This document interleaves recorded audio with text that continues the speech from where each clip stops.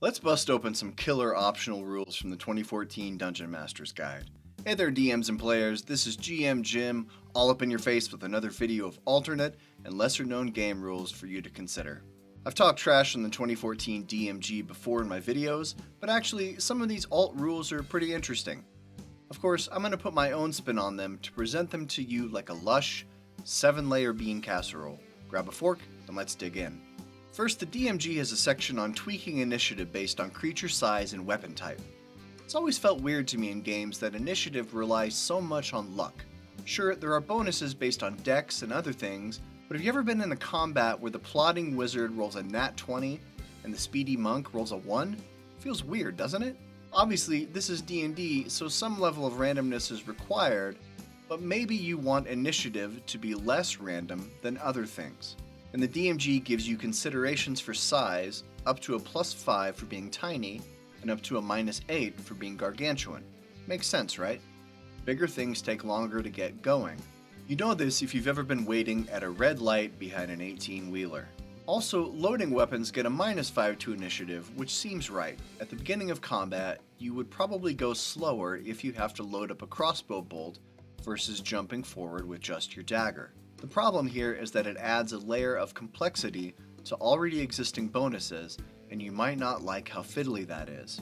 Anytime you're stacking bonuses and penalties, the game does tend to grind to a halt. Luke from the DM's Lair made a video offering an interesting alternative system because he was getting tired of his baddies rolling low and dying off before even getting a turn. And that is, whoever rolls highest goes first, and then the PCs and baddies alternate 1 for 1 each side after that.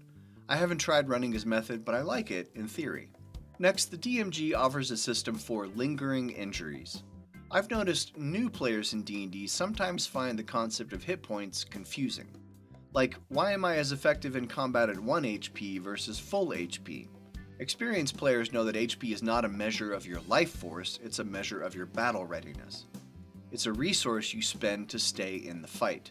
Now, I am not a fan of there being penalties for being at low HP, because that sets up an unavoidable death spiral as soon as you start taking damage. But the idea that wounds you earn in combat might last after the battle is an intriguing one. Lots of games have this, like Blades in the Dark. The DMG offers some pretty harrowing injuries like losing an eye or a limb if you get hurt, and I could see players not being a fan of now having to go into every subsequent combat with only one available hand to cast spells or wield weapons. Fighter's not going to be too happy if you tell her she can't hold both her sword and her shield at the same time. But what if you're able to turn this into a recurring story beat in your game? What if healing injuries and recovering limbs becomes something normal in your campaign world? Blades in the Dark has ways to recover from injuries. Visiting the limb doctor could be a plot point. Restoring your missing eye could be an adventure hook. Also be aware that you might want to have a discussion about ableism in your session 0 if you plan on incorporating this. Third, let's talk about healing surges. This is the idea that PCs can spend hit dice as an action in combat, not only at short rests. I love this idea because designing encounters can be wildly different depending on whether or not there's a healer in the party. You could negate that variance if every PC now has the ability to heal themselves based on hit dice. And if you do have a cleric or druid in the party, this frees them up to do other things on their turn. Ask any cleric if they enjoy spending every turn casting Cure Wounds on someone. They do not. Clerics can do some really cool stuff when they don't always have to worry about keeping everyone else upright. And since this uses hit dice, it's a finite resources players have to consider. It also reduces the need for short rests and makes having a post-combat short rest a tough choice.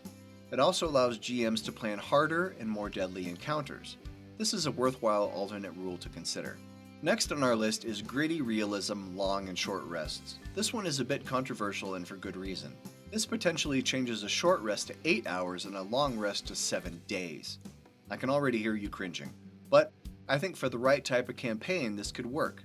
If your world is low combat and you want to make players think very hard about using diplomacy instead of swords and spells, this is a good choice. Or if you run a campaign where there are no ticking clocks or a heavy focus on downtime, this could also work.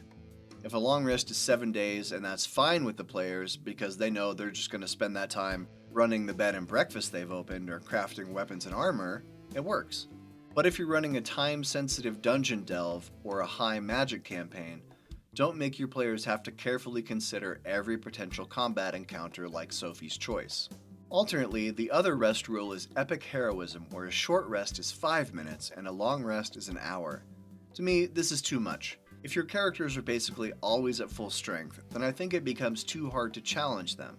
And while it might seem like fun to always be able to throw down your high-level stuff at every opportunity, without challenge and resource consideration, the game becomes boring. Number 5 isn't directly from the DMG, but a related house rule I like to consider. Lots of game tables have special rules for what happens when you come back from being unconscious. I've seen characters drop, get healed, drop again, get healed, and still swing their swords the following turn as if nothing happened. And this does seem a little bit outside of reality. One option is to do something like Magic the Gathering Summoning Sickness, where you lose your next turn after going from 0 to positive HP. But that might be too harsh. I like to use something akin to the slow spell as an effect when you pop back up. On your next turn, you can move, take an action, or bonus action. You get only one. This makes sense to me because you're a bit groggy from being down, but you still get to do something. Finally, let's consider plot points. Lots of games have something similar to this, like Blades in the Dark's flashback system. This is the ability to basically twist reality to benefit you in some way. Like when facing an impenetrable locked door, you spend a plot point to just happen to have the right key to open this door. It puts the ability to retcon in the hands of the player. And what I like about this is that it does sometimes spur the highest levels of creativity. It tends to create those awesome, memorable moments to get out of a jam.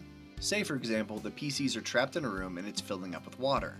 Uh-oh, we're all about to drown. But then a player remembers they saw a bunch of globe-shaped candlestick holders in a previous room. So they spend a plot point to retcon that they grabbed several of them, and now the party all has glass bubbles they can put on their heads to buy themselves a few extra minutes of air. Pretty cool story beat, right? But you have to recognize that the ability to retcon the world like this is very powerful, and should only be used sparingly. If the party gets one plot point to use as a group per session, then they'll think critically about when to spend it. So that's 6 rules, or 5 including my homebrew summoning sickness idea, from the 2014 DMG that are worth considering in your game.